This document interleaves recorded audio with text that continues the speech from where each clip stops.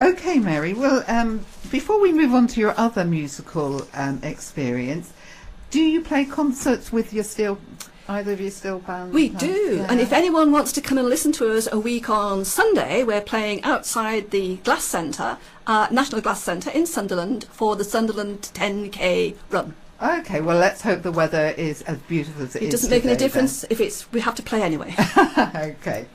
Right, and I said there's another bit of your musical experience is choral singing, isn't it? I do. I like singing, yes. Yeah, can you tell us a bit about that aspect of your musical life?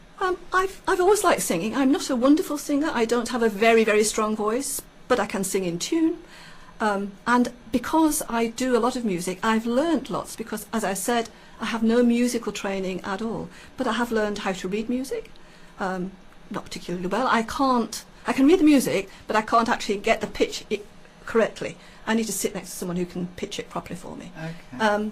But it's really good fun, and it's one of the things that happens when you go along and enjoy the song or the music or whatever kind it is. You make friends too, and that's a really important part. The social aspect of being with people. I mean, the Steel Pan group, we get together pretty regularly as well as actually playing pans, and it's the same with choirs. People in choirs form social groups as well, and so the social aspect of it is really important, I think. There's been quite a bit of research about Yeah. the benefits of choral Yeah. singing, hasn't there? Yes. Yeah. Yes, and I'm in two choirs, and they're very different. So one is we sing quite a lot of kind of folk music, and we sing it a cappella. Okay. So there's no musical accompaniment, and the other one is choral singing, and it's mostly sacred music.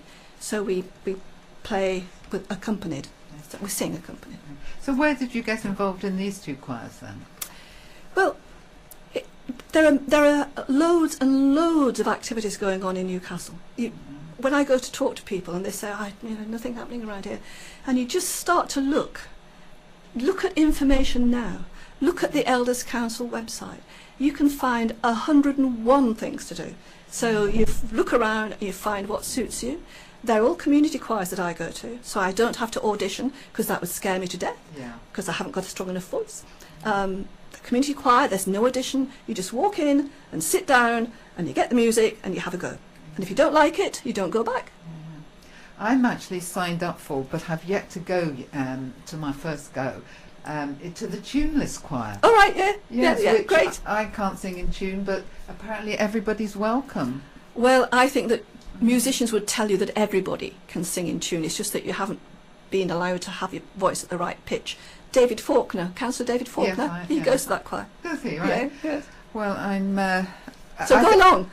Don't say no. Go along. It is tomorrow. Okay. So if anybody out there is like me and sings terribly, I think it's on at 2:00 in St Thomas's Church in the Haymarket. Okay. Right. Yeah. The other thing that is interesting about choral music is that often it's not in English. So far I've sung in Hebrew, don't know any Hebrew.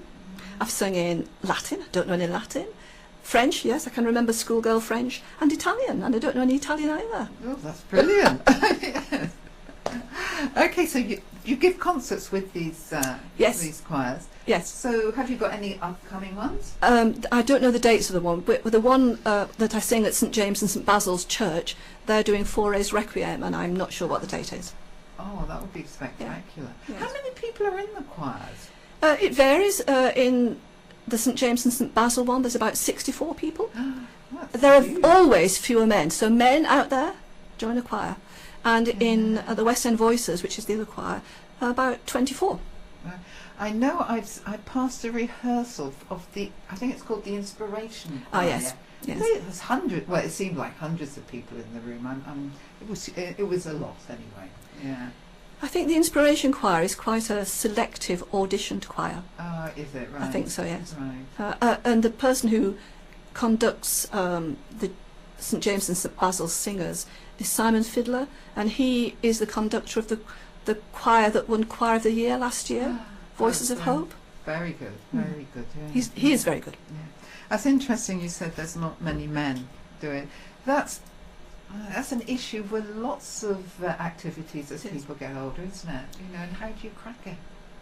How do you get more men involved? we can get the benefits. If we knew the answer, we wouldn't be asking the question. Right. Anyway, I hope some of you out there have been inspired to think about maybe music is something that you could take up, either playing instrument, and as Mary said, the Sage has lots of different ones, don't they? Yeah, they absolutely do. A whole range. Go on the website, have a look at what they offer. You might surprise yourself with what you can do.